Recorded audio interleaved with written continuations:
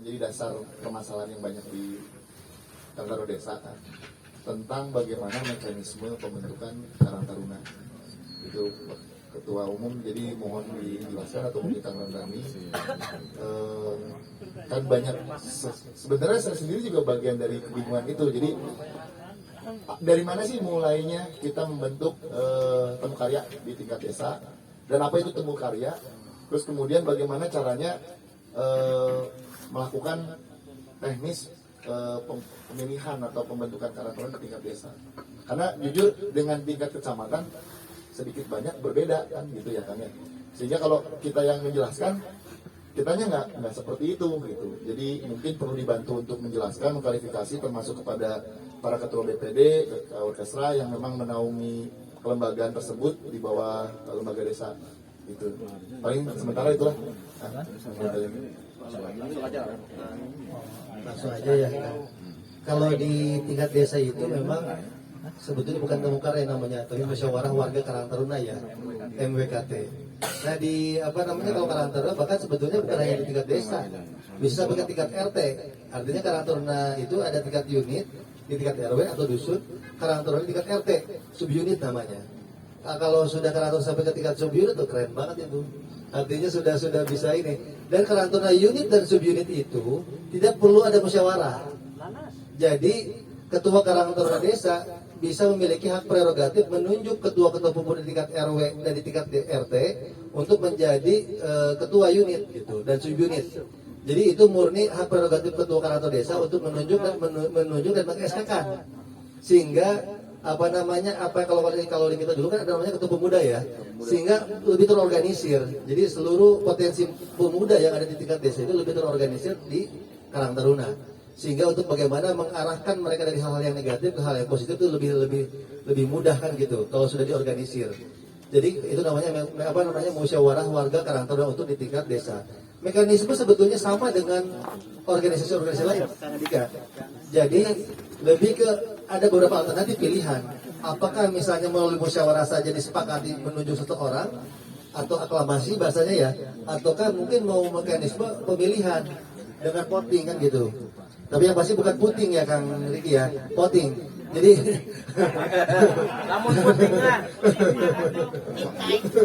dan itu termasuk mekanisme itu diatur oleh panitia kan. Artinya kan di organisasi itu ada namanya tatib ya. Sebelum adanya MWKT itu disusun dulu tatibnya, mekanisme pemilihan apakah akan diwakili oleh RW, unit, ataukah oleh ketua pemuda setiap RT gitu. Jadi itu mekanisme sesuai dengan kearifan lokal. Jadi kalau masalah mekanismenya tadi, pemilik suara bisa dari para ketua Karang Taruna tingkat RW atau bisa jadi ketua para pemuda di tingkat RT. Mekanisme seperti itu tergantung bagaimana panitia SC dan OC menyusun mekanisme pemilihan. Itu bisa sesuai dengan kearifan lokal seperti itu. Jadi memang kalau persidangan sama lah dengan dari mulai Karang Taruna tingkat desa sampai ke tingkat nasional, mekanisme persidangan sama.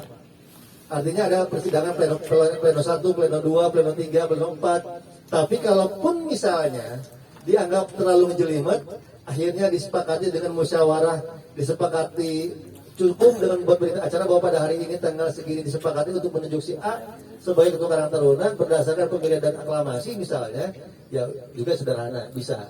Artinya kalau masalah mekanisme itu bisa disesuaikan dengan kondisional lah ya, sesuai kondisi SDM, sesuai kondisi misalnya kesepakatan. Yang terpenting adalah kesepakatan musyawirin, kesepakatan para pemilik suara lah itu. Artinya seperti itu. Walaupun tadi ya idealnya sih kalau bicara mekanisme persidangan bisa 10 jam itu kadang-kadang kayak kemarin temu karya Kabupaten Bogor kan, dari pagi beres-beres jam 4 pagi. Jadi hampir 2 hari malam alot di persidangan gitu kan. Karena apa? Ya di situ sudah pertama mungkin dari kapasitas para musyawirinnya, kedua juga alot kepentingannya, sehingga tarik masalah pasal per pasal saja dibahas gitu. Tapi kalau di tingkat desa saya pikir jarang lah ya yang membahas mengenai sampai pasal per pasal di tatib itu dikaji, dikritisi, disetujui atau tidak dan sebagainya. Itu saya pikir kalau tingkat desa pengalaman kami di lapangan sampai saat ini belum sih. Kebanyakan musyawarah, langsung menunjukkan, bahkan jarang pemilihan itu agar memang waktu di Gunung Putri aja ya, di wilayah agak basah memang bentrokan terjadi sering. Jadi karena tingkat desa saja bisa bawa pasukan banyak-banyak, ada 3 truk, 4 truk.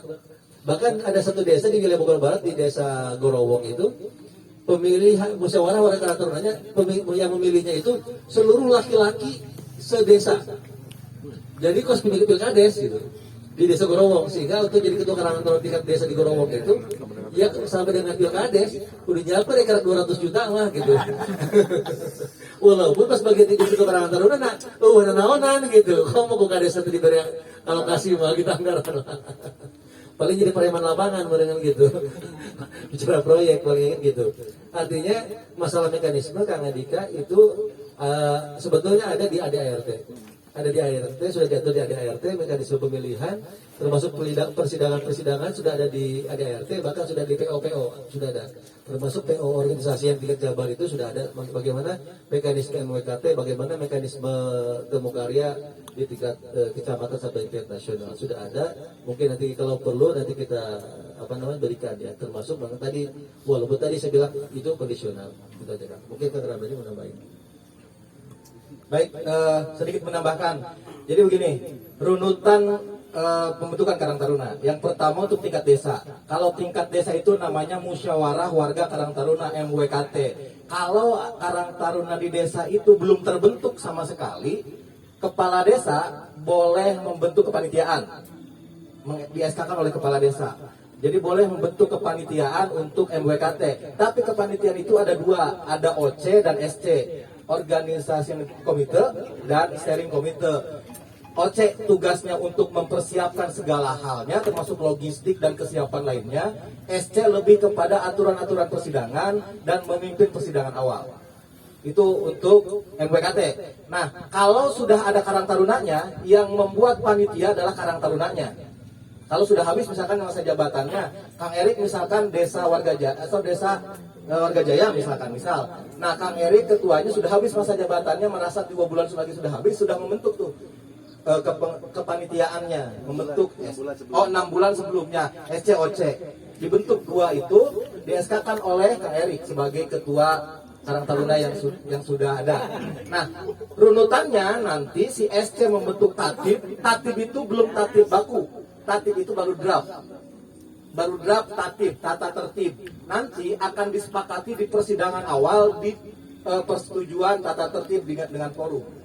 Nah, di musyawarah itu disahkan, tatibnya ABCD dan yang lainnya, tapi tidak boleh keluar dari koridor anggaran dasar, anggaran rumah tangga Karang Taruna. Nah, itu untuk tingkat desa. Nah, pemilihnya siapa? Pemilihnya tadi boleh disepakati misalkan perwakilan RT atau RW, atau misalkan seperti desa Gunung Putri lah, di saya kemarin itu 1 RT 5 pemilih, 1 RT 5 pemilih, makanya pemilihannya jam 8 malam, jam 2 siang itu sudah ada yang bawa pasukan tuh 2 truk gitu. Sampai seperti itu. Nah, itu yang boleh. Atau mau menyesuaikan Permensos, boleh. Permensos itu warga Karang Taruna yang berusia 13 sampai 45 tahun. Jadi mau disah seperti Pilkades misalkan, warga Karang Taruna yang berusia 13 sampai 45 tahun, warga negara Indonesia yang berusia 13 sampai 45. Boleh. Boleh saja kalau memang modalnya aya gitu. Nah, gitu kan. Boleh saja mangga gitu, ya siap karena pas Pilkades cuma 13 sampai 45 mah. Nah, itu untuk MWKT ya, untuk MWKT. Nanti setelah selesai tahapan, nah MWKT itu sebenarnya tugasnya 2, sama dengan TKKT. Tugasnya 2. Yang pertama menyusun program kerja Karang Taruna 5 tahun yang akan datang. Dan yang kedua memberikan rekomendasi kepada kepengurusan terpilih, rekomendasi strategis. Terus pemilihan ketua Karang Taruna. Nah, dan penyusunan struktur, itu tugasnya Kang. Jadi sebenarnya bukan tiba-tiba, kan sekarang ini banyak nih, MWKT, TKKT, memilih saja ketua. Padahal nih, alur yang sebenarnya adalah susun dulu program kerjanya 5 tahun ke depan. Itu untuk acuan. Nah, baru pemilihan ketuanya. Nah, hari ini kan kadang-kadang, udahlah riweh, pemilihannya langsung gitu. Nah, itu yang terjadi. Nah, teman-teman asal disepakati di persidangan. Jangan sampai begini, rekomendasi dan program kerjanya lanjut langsung pemilihan itu menyalahi ADART, kecuali pimpinan sidang menawarkan. Kalau saya selalu menawarkan kita ganti redaksinya bahwa rekomendasi dan program kerja akan disusun oleh kepengurusan terpilih. Itu menyiasati supaya tidak melanggar ADART. Itu sebenarnya itu untuk MWKT. Nah, penyusunan pengurusnya nanti disusun oleh formatur. Formaturnya itu dipilih sesuai tatib, misalkan 7 orang. 7 orang itu yang pertama ketua terpilih. Yang kedua itu pengurus Karang Taruna setingkat di atasnya. Itu Karang Taruna kecamatan. Kenapa harus ada pengurus Karang Taruna setingkat di atasnya? Itu untuk mengesahkan bahwa MWKT tersebut sesuai dengan aturan. Nah, yang lainnya yang 5 lagi itu mewakili wilayah. Per RW, yang dari RW mana nih? Yang 5 mewakili wilayah. Nah, baru kita berikan waktu, atau mau waktunya 2 jam boleh. 2 jam saja nyusunnya, atau misalkan 14 hari, biasanya 14 hari. 14 hari menyusun. Nah, itu bukan semata-mata menjadi kewenangan formatur 7 orang untuk menyusun orang-orangnya, bukan. Tapi sebenarnya harusnya di setiap MWKT dan TKKT itu harusnya teman-teman panitia sudah menyiapkan nih draft formulir rekomendasi untuk wilayah. Nih, siapa yang mau direkomendasikan dari wilayah untuk menjadi pengurus? Termasuk di situ disebutkan kualifikasinya dan keahliannya. Nanti akhirnya formatur akan mengkaji bahwa oh iya nih ahlinya di kopi Kang Andika mah, tempat kerja di seksi perkopian kan gitu. Itu contoh lah. Itu bagian dari contoh. Seharusnya seperti itu idealnya. Ini kita bicara ideal nih. Bicara idealnya seperti itu harusnya. Nah, baru nanti setelah selesai penyusunan formatur, struktur, baru nanti dibuatkan berita acara sidang formatur, diserahkan ke pengurus Karang Taruna kecamatan. Nah, sekarang tidak semena-mena kepala desa mengeluarkan SK, Pak. Jadi harus setelah MWKT si formatur menyerahkan dulu ke Karang Taruna kecamatan untuk dikeluarkan SK pengesahan dulu. Kenapa demikian? Karena ini untuk menjaga kredibilitas kepala desa. Punten, terkadang ada kepala desa punten lah. Kemarin ya punten lah di wilayah timur, di wilayah kita nggak jadi Tanjung Sari ya kan. Di salah satu desa di Tanjung Sari, Tadi udah disebutkan. itu di salah satu desa di Tanjung Sari lah. Ada kepala desa yang sudah membentuk nih kepanitiaan. Terus tiba-tiba panitianya dicuekin, tapi tiba-tiba meng-SK-kan ketua terpilihnya tanpa melalui musyawarah kan. Akhirnya kan arongrong wartawan ketua teman-teman. Nah, ini untuk menjaga kredibilitas terkait dengan politiknya dan yang lainnya, makanya dikeluarkan dulu SK pengesahan oleh Karang Taruna kecamatan. Itu hanya mengesahkan bahwa pemilihannya berjalan sesuai aturan. Itu berjalan sesuai aturan. Nanti baru SK pengesahan itu jadi dasar kepala desa untuk meng-SK-kan atau SK penetapannya. SK penetapan dan dilantik oleh kepala desa. Tetap pelantikan dan pengukuhan pelantikannya tetap oleh kepala desa. Prosesnya disahkan oleh Karang Taruna setingkat di atasnya supaya sesuai prosedur.